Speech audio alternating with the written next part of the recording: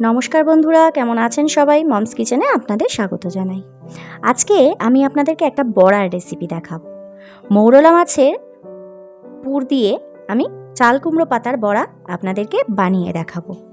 দুর্দান্ত স্বাদের এই বড়াটা গরম ভাতের সাথে খেতে খুব ভালো লাগে।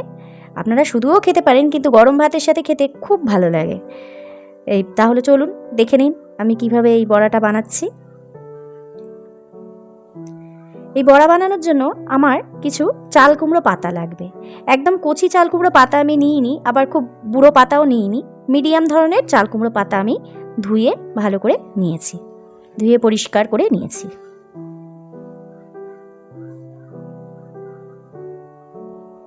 আর নিয়েছি কিছুটা পরিমাণে মৌরলা মাছ।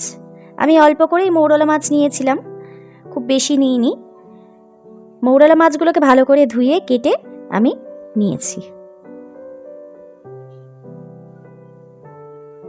এবার এই পাতাগুলোর মধ্যে আমি নুন দিয়ে দিচ্ছি। নুনটা দিয়ে আমি একটু ভালো করে মাখিয়ে নেব। নুনটা দিয়ে মাখানোর ফলে পাতাটা থেকে একটু জল বেরাবে এবং চাল কুমড়ো পাতায় যে কাঁটা থাকে সেই কাঁটাগুলো সুন্দরভাবে মজে যাবে, ওগুলো থাকবে না। ওই জন্য নুন দিয়ে, অল্প পরিমাণে নুন দিয়ে আমি এটাকে রেখে দিলাম কিছুক্ষণের জন্য। আর নিয়েছি আমি মুসুরির ডাল। ডালটাকে আমি আগে থেকে একটু ভিজিয়ে রেখেছি। এই মোরলা মাছগুলো আমি নিয়ে নিয়েছি একটা পাত্রের মধ্যে।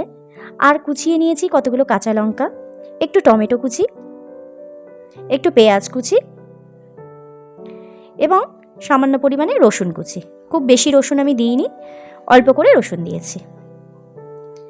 এবারে মাছগুলোর মধ্যে আমি একে একে পেঁয়াজ কাঁচা লঙ্কা কুচি, রসুন কুচি, টমেটো কুচি এবং পেঁয়াজ কুচিগুলো দিয়ে দিচ্ছি।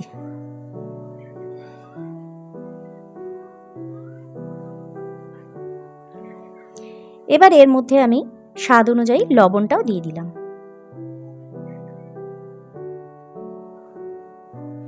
এবার স্বাদ অনুযায়ী আমি লঙ্কা দিলাম। আমি কাঁচা লঙ্কা কুচিয়ে দিয়েছি এবং গুঁড়ো লঙ্কাও সামান্য পরিমাণে দিলাম, আপনারা ঝাল বুঝে দেবেন।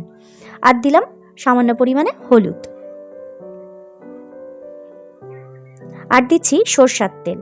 সরিষার তেল আমি এর মধ্যে 2 চামচ পরিমাণ দিয়েছি। দিয়ে এবারে সমস্ত উপকরণগুলো দিয়ে মাছটাকে আমি ভালো করে মাখিয়ে নেব। খুব হালকা হাতে আমি মাখিয়ে নিচ্ছি মাছগুলোকে।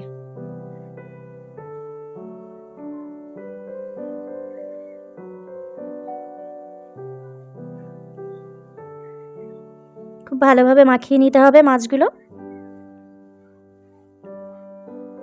দেখুন মাছগুলো মাখানো হয়ে গেছে। এবারে এই চাল কুমড়ো পাতাগুলো যেগুলো আমি লবণ দিয়ে মাখিয়ে রেখেছিলাম, সেগুলো থেকে আমি একটু চেপে জলটাকে বার করে নেব। দেখুন ঠিক এইভাবে হালকাভাবে চেপে পুরো জলটাকে বার করে নিতে হবে, যাতে পাতাগুলো পুরো শুকনো অবস্থায় থাকে। পুরো জলটাকে নিংড়িয়ে বার করে নিচ্ছি, যাতে চাল কুমড়ো পাতায় যে কাঁটা যে ভাবটা থাকে সেটাও থাকবে না এবং পাতাটাও বেশ সফট হবে, নরম হয়ে যাবে। দেখুন পাতাগুলো খুব সুন্দর সফট হয়ে গেছে।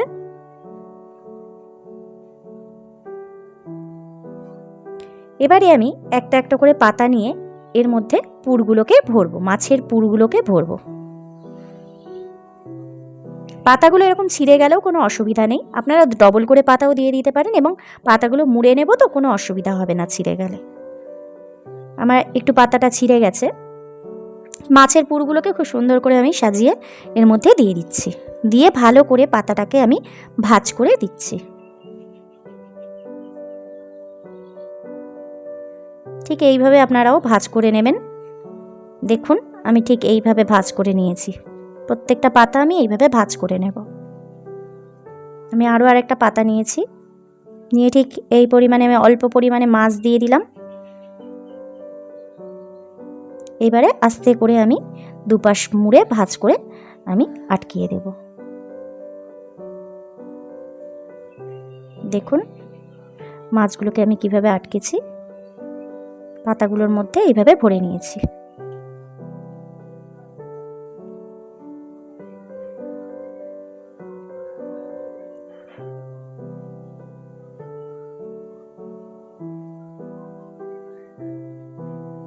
এইভাবে আমি একে একে সমস্ত পাতাগুলোর মধ্যে মাছের পুরগুলোকে ভরে নিয়েছি।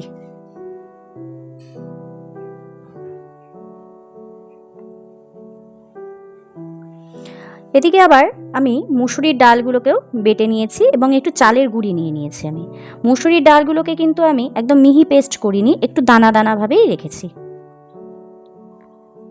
এবার এর মধ্যে আমি হলুদের গুঁড়ো দিয়ে দিলাম, লঙ্কার গুঁড়ো দিয়ে দিচ্ছি,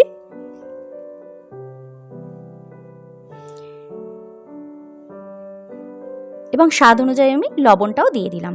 লবণটা কিন্তু বুঝে দিতে হবে, যেহেতু পাতাতেও আমি লবণ মাখিয়ে রেখেছিলাম এবং মাছেতেও লবণ মাখিয়ে রেখেছি, সেই কারণে এই ব্যাটারটার মধ্যে লবণটা খুব বুঝে দিতে হবে। এবারে এই মিশ্রণটাকে একটু পাতলা করে মাখতে হবে। খুব বেশি পাতলা বা খুব বেশি গাঢ় করলে কিন্তু হবে না।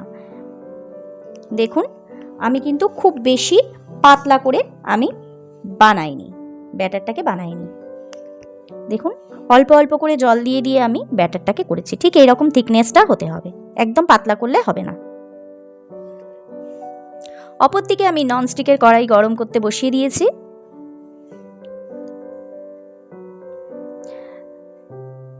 কড়াই গরম হয়ে গেলে তেল দিয়ে তেলটাকে গরম করতে বসিয়ে আমি এদিকে পাতার যে বড়াগুলো সেগুলো আমি একে একে এই ডালের মধ্যে মিশিয়ে নিয়ে আমি বড়ার আকারে বানিয়ে তেলের মধ্যে ছেড়ে দেব। দেখুন, তেলটা গরম হয়ে গেছে। এবার একটা একটা করে পাতা আমি নিচ্ছি, নিয়ে ঠিক এইভাবে হালকা হাতে জিনিসটাকে বানাতে হবে। প্রত্যেকটা বড়াকে এরকম হালকাভাবে বানিয়ে ছাড়তে হবে। দেখুন,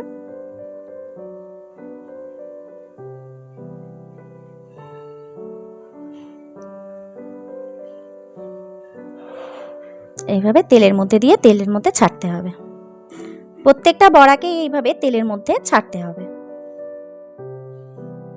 এইভাবে ডালের ব্যাটারটার মধ্যে চুবাতে হবে এবং তেলের মধ্যে আস্তে আস্তে ছেড়ে দিতে হবে। আর আঁচটাকে কিন্তু গ্যাসের আঁচটাকে একদম ধিমি আঁচে দিতে হবে, একদম আস্তে করে লো ফ্লেমে দিতে হবে। খুব আস্তে আঁচ দিয়ে প্রত্যেকটা বড়া আমি এইভাবে আস্তে আস্তে আঁচ দিয়ে ভাজবো। দেখুন, আরও আর একটা বড়া আমি দিয়ে দিচ্ছি।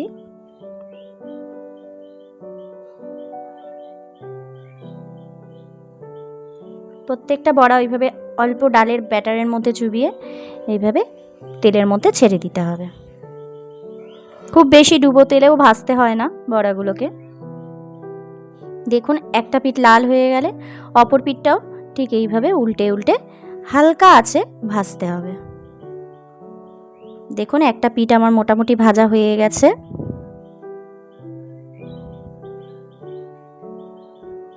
বড়াগুলো গরম ভাতের সাথে খেতে খুব স্বাদ লাগে।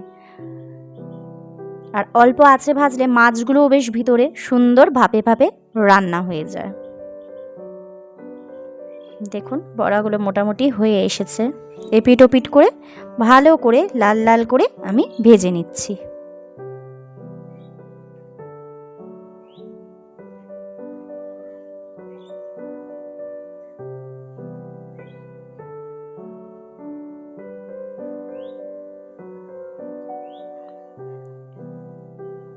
প্রত্যেকটা বড়া আমার ভাজা হয়ে গেছে। আমি এবারে এক একটা বড়া উঠিয়ে নিচ্ছি।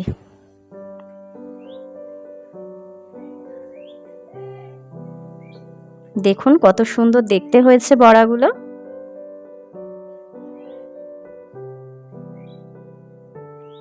দেখতে যেমন বড়াগুলো সুন্দর হয়েছে, খেতেও খুব সুন্দর হয়েছিল। আমি খেয়ে খুব ভালো লেগেছে, আমাদের বাড়ির সকলেরই খুব ভালো লেগেছে বড়াগুলো খেতে।